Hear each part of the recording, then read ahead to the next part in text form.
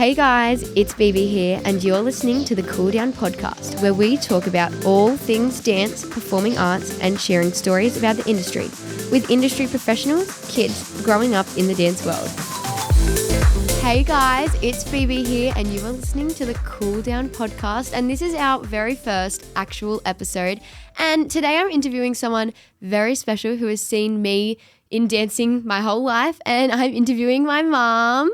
Hi, how are you guys? Hope you are all awesome. So, Mum, we're here today to talk about all things with me in dance, which I think will be really exciting and interesting. There's definitely going to be a few stories shared that might, be a bit funny and do all the things. But, all right, let's get straight into it. So, what is your favourite memory of us? Oh gosh, favorite memory. Look, I think, we went to Europe this year for World Dancer of the Year, and obviously seeing you win that and being there was super awesome. We took my mum, which we call Mima, and Mima, she is just so fun, isn't she? She's such a vibe. She's like a party girl at 76. She's crazy. Literally, you've got to check out our Instagrams to see what she gets up to, but she is just the funniest person. And also just so wild, I don't know, even when we've been in Vegas and stuff, we've lost her and then she's dancing on the table. So she's a vibe. But yes. I think that was pretty amazing as far as a memory of us. Yeah. Cute. Love it. Yeah. Okay. What about your least favourite memory of us? Because we definitely fight a lot. 24/7. All the time. Yeah. And a lot of the time it's just little bickering, but we literally fight all the time. So there's definitely a lot of memories there. So what are your least favourite memories? Oh, I don't know if we have least favourite memories, but yeah, we definitely fight a lot. But I think we get over it really quick as well. We fight and then we're fine 2 seconds later. 2 seconds later. So I don't think there's a least favourite memory or anything like that. But I do think it is, it's funny. We laugh about how much we fight, really. We definitely do. What was my first ever concert? Because I actually do not know this. So do you remember what my first concert was? Yep. So you were 18 months old. You literally grew up in the studio. So you were at the studio from 3 weeks old. I'm not even kidding. I had you at the studio. I actually used to sit you next to the speaker and you'd just fall asleep, and then someone said to me you shouldn't put the baby that close to the speaker. So that's either why you've got such great pitch or I don't know why you can't listen to me, one or the other. But yeah, you were 18 months old and you were obsessed with the Wiggles, and so we literally did that one of the Wiggles songs. You knew the whole thing back to front. You were out in the front doing it. Yeah, it was very cute. Actually, that photo came up on Facebook the other day. Do you remember I sent it to you? Oh my gosh, you did too. Was that my first concert? That was your first concert. And you had teeny tiny ballet shoes and Oh my gosh, stop. Yeah. Too cute. Very cute. Okay. Out of all of my solo routines, which one do you think is your favourite? Because I have had a lot over the years. So have you ever had one that you've just been obsessed with, or what are your thoughts? Well, you haven't actually done solos for that long. No. You've only done them for a few years. That's actually true. I've only started, how old was I when I started? 11. I did my first solo comp at 11 at Get the Beat. Yes, and then you kind of didn't do it for another year. Because I didn't enjoy it. And then you kind of picked it up just before the first time we did Nationals at Showcase, which was only 2 years ago. So you've really only done solos for a couple of years. That's crazy. I feel like I've been doing that my whole life. Well, now. it's a lot, right? I do I think I have 7 or 8 solos all at the same time. It's crazy. Yeah, it's big. Look, I have to say I think my favourite solo of yours would have to be Reflection, which is the one that you won Showcase Nationals with, because that was such a moment. So we were doing a practice solo night at the studio and you had a jazz. Well, I had 2 jazzes because, so I had a jazz and we got it sound moded and it was really good, and then Mum was like, I'm not sure about it. So then Lockie King, did a second jazz that had a box and a hat, and Mum was like, also not sure about this one. No, it was a really great routine. Lockie Thomas is an incredible he's so good. choreographer, and I know that you're interview him on the podcast and all the things, but he's an incredible choreographer. It was a really great piece, and he was questioning it as well because it's just very hard for a jazz to win against a lyrical at a comp like that. Yeah. So we just chatted and we were like, nah, it's not ready. And then Shani, bless her, was like, right, that's it. We're going to give her a new lyrical. So you literally learnt that 3 days before we left for nationals. I remember that. And they created this incredible piece with rose petals, and it was just a vibe. It was so good. And Missed for that you dance. to, like, we were aiming, I think, for top 10. Well, the first year I went, I got top 10 with my Pete Evans contemporary, and we were like so surprised by that because I'd literally barely done any solo comps. Like I was just kind of like there to see what it was all about, and I got top 10 and was so excited. So I was kind of just trying to get to top 10 again to kind of like, you know, not take a step back, but like kind of at least stay in the same lane. And then I went over and won it by some miracle, and yeah, it was really amazing. And also big thanks to Michelle because she was there with me and you at that. Where were we? We were at launch every single day that we didn't have comp on in the morning. We'd be at launch running and rehearsing those routines. Yes. Yeah. And when I spoke to Shannon Atkins, she said every time you went on stage, you stepped up. Yes. And I think that was due to the fact that you were going back and rehearsing every day and, you know, not swimming in the pool, but like going over and over and over those routines. Yeah. But, you know, that's the work ethic that you've got now. Emphasis on the now. Yeah. And I think that has made a big difference to your career. So going back to the now, what do you mean by that? Would you like to explain? Well, when you were little and probably like, even in sixes, eights, you were very not into dance. So in sixes, you were there for the vibes and the socials and that's about it. And Accurate. just were not, you didn't work hard, you weren't into it. So you did ask me to do solos for a very long time because obviously at Pause, for those of you who don't know, so I own a dance studio called Pause Studios. And so BeBe's grown up obviously at that dance studio. And so I've always had soloists and you wanted to do solos. But And also all my friends were doing solos because all my friends worked hard because like even though I wasn't a good dancer, I was still part of like, you know, all those kids who were like the best dancer in sixes and eights just because Mum owned the studio. So all my friends were doing solos and like had comps every weekend and I wasn't allowed because I didn't work hard enough. You didn't, which though. is fair enough. Yeah. But You didn't. So then you didn't do any of that until I think, you got to, I think you were 11 and one of your teachers, Gemma, Miss begged Gemma. me. Yeah, she begged me. Bless her. I remember that dance. I had, for my very first solo, I had a massive red couch, which was actually the couch that used to live in our house. And then we just like took it from our house and put a red like cloth over it. And the couch like folded down into a bed. So in the middle of my dance, I pushed the couch and it like flipped into my bed. I actually watched that routine the other day. I was so bad.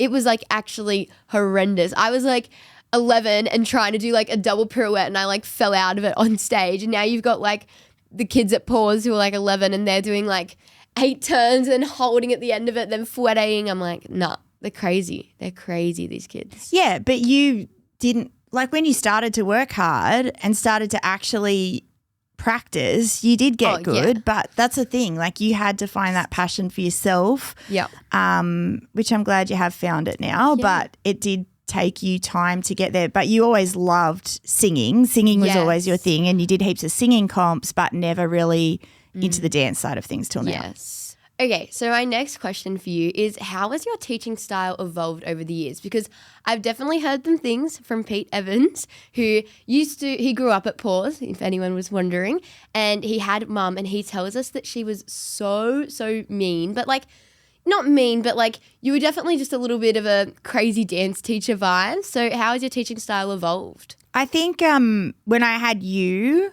I definitely softened and I was, and I think I still am in some senses, very, very tough with the seniors. But it comes from a place of love. Like I do want you guys to be better dancers and I do want you to, I do feel like you need to be tough in this industry. 100%. But yeah, I'm sure he's got some stories to tell, but I was pretty crazy. And you know, I had Stephen Tanos working for me and I like to win. So, you know, we were Mum's very competitive. I am. And so are you. Yeah, I am. Like, we're both very competitive, but, you know, like, I want to put the best work forward that I can, and that means everyone has to be doing the exact same things at the exact same times. And where you go through cleaning the same part every week just to get it look perfect. I think that's just a part of it. But yeah, I think I definitely softened after I had you. Yeah. And yeah, Pete says that all the time because he's working for Paws now, and he's like, yeah, I'm not anywhere near as tough as I used to be. No. Yeah. Yeah. So with Pete, he like grew up like, what kind of dancer was he? Like, you know, what was his like vibe in the troupe? Because I feel like everyone kind of has their like own vibe. So I don't even know if you know this about Pete, but he didn't start dancing until high school. So I did not know this. I actually met him because I used to teach Rocker Stedford for Springwood High School. And I met him at Rocker Stedford, and he had only done high school dance. He'd never done any other dance. Go Pete. And I said to him, you are very talented. Come to Paws. And it took me a while to talk him into it. And he finally came to Paws. So what can I say about him? He was extraordinarily hardworking. He had a lot to catch up on because if you can imagine starting dance that late. How old was he exactly? You said he was in high school. You'll have to ask him because I feel like he was like 14, but I'm not really sure. And yeah, had great feet, like, but and he was funny. Like he is now. He's just a funny person. Such a good guy. Yeah, the best. Yeah. We all love him. All the seniors every week in our contemporary troupe class, we just absolutely love him to bits. He's literally the best. Yeah. So you'll have to interview him next week, and you can ask him some questions and stuff about that for sure. Yeah. Okay. So with all the seniors and like even all the kids you teach, what's the one thing you want them to learn from you? That's a really good question. And I think the one thing that I want them to learn from me is hard work equals success. And if you work hard at something, then you will be successful. And if you don't work hard, and that seems so obvious, but it's actually not, because even like, you know, with you, I'm like, your work ethic leading up to nationals was insane. Like you were up every morning doing a full limber and stretch. You couldn't have put any more into it, I don't think, than what you did. But regardless of the result, you should have been proud of yourself. And I think that's the key. Like we didn't care.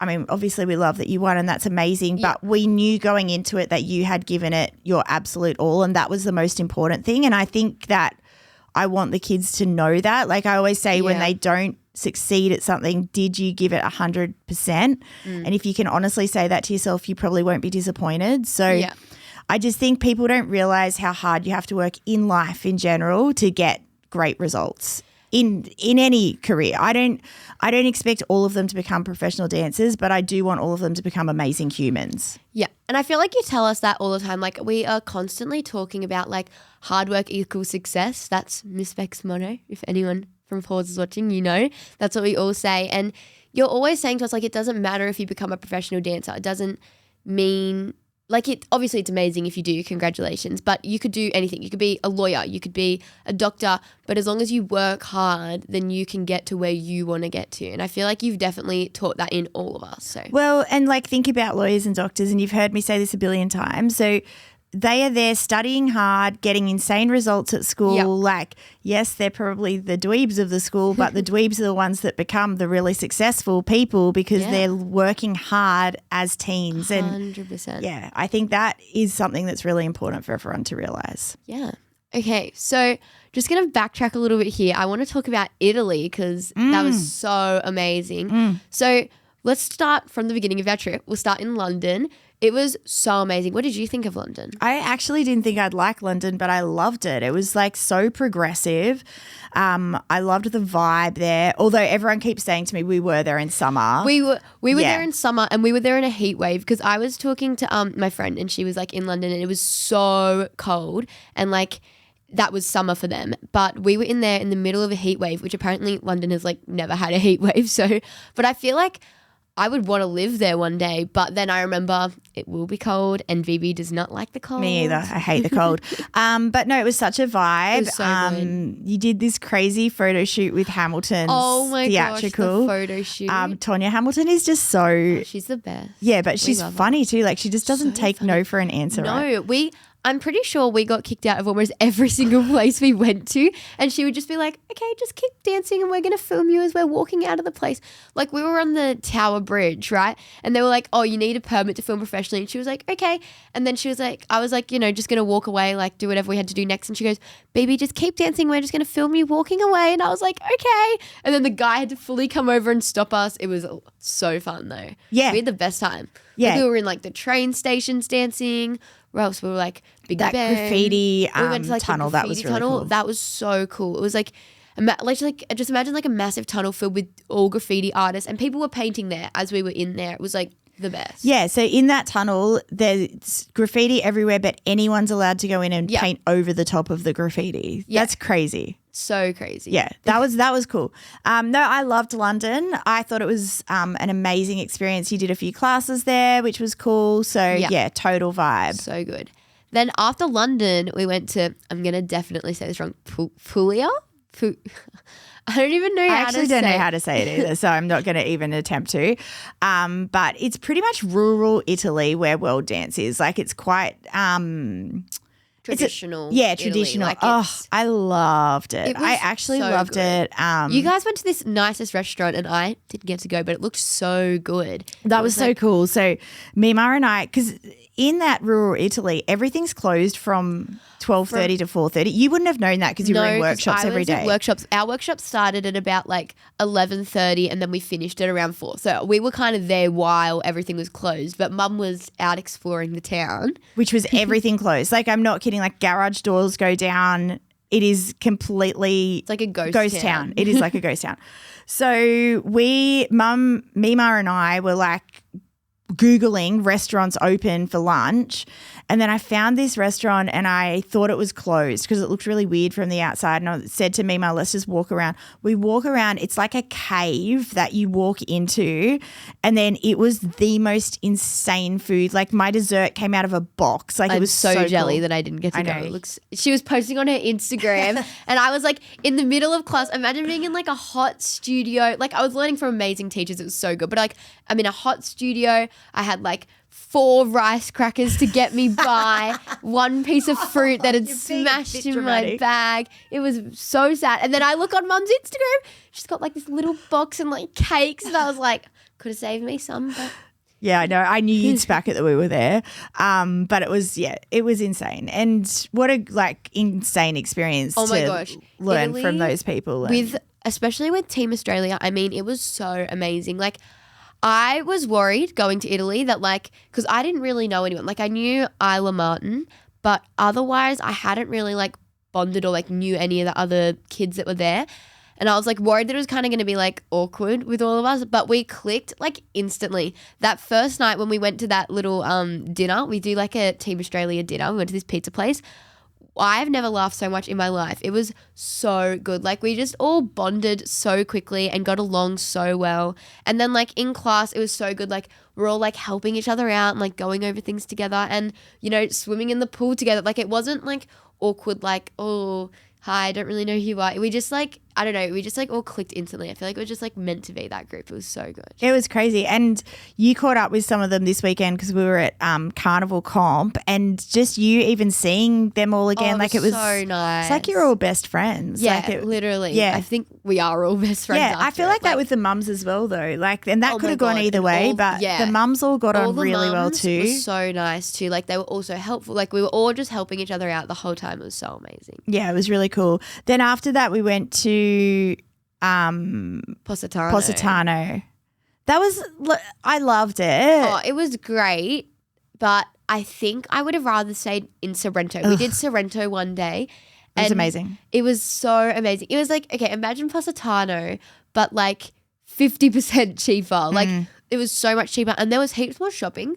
Like I feel like in Positano, we kind of like, there'd be like the little shops that were like all on the mountain, and it was really lovely. But when we went to Sorrento, there was like this massive street that we found, and it was like all shopping and it was so amazing. I think the other problem with Positano is like, yes, they've got cute little shops, but you're paying like $380 minimum for a top that's the size of a If anyone pinky. knows the CB Positano store on TikTok, it went like TikTok famous like 2 years ago, and we went to Positano last year, was it? Yes. Yeah. Last year, and I was trying to find this store. We were only in Positano for like an hour and a half because there was such bad traffic that day because there were like ferries had taken a strike.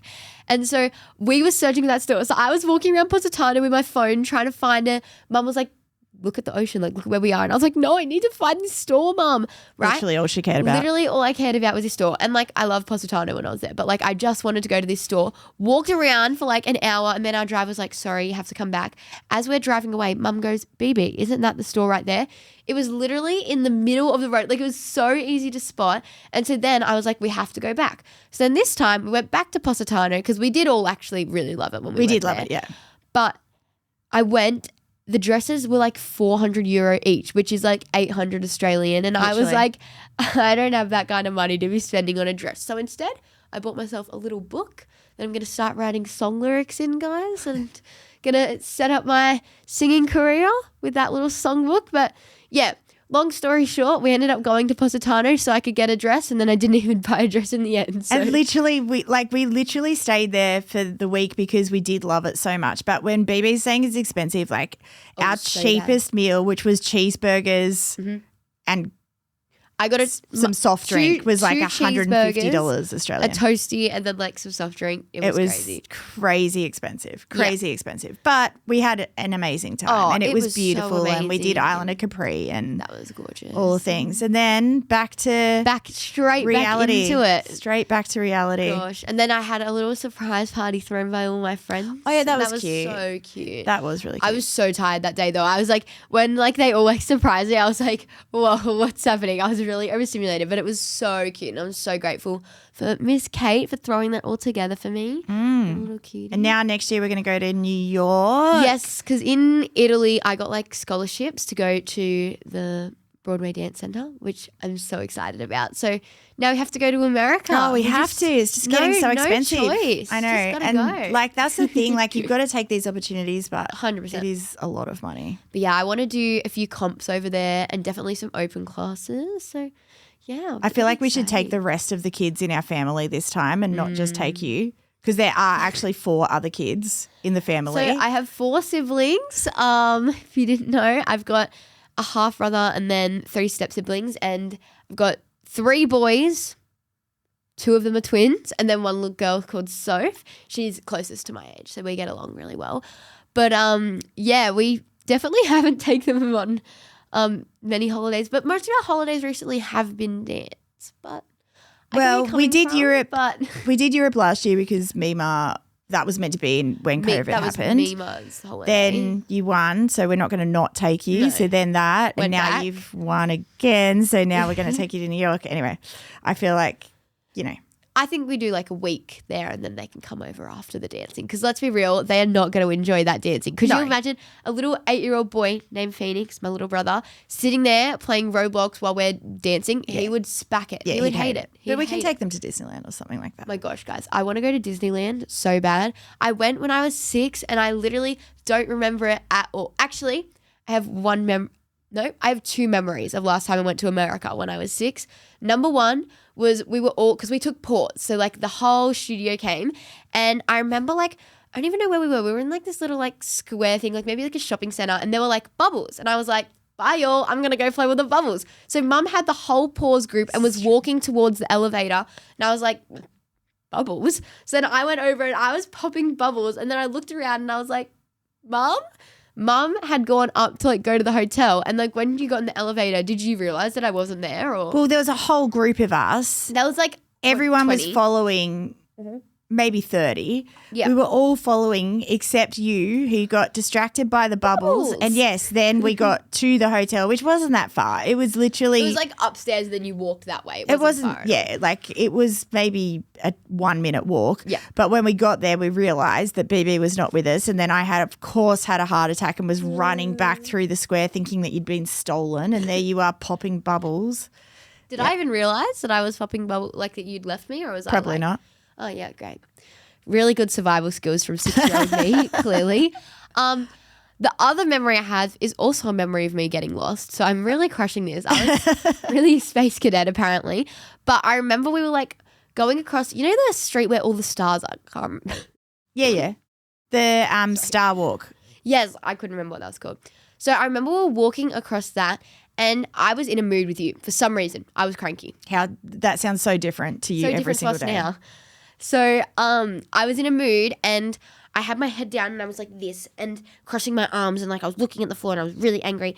And I saw your shoes and I like grabbed your hand because we were like crossing a road. And when you're 6, that's what you do. You grab the adult's hand to cross the road with.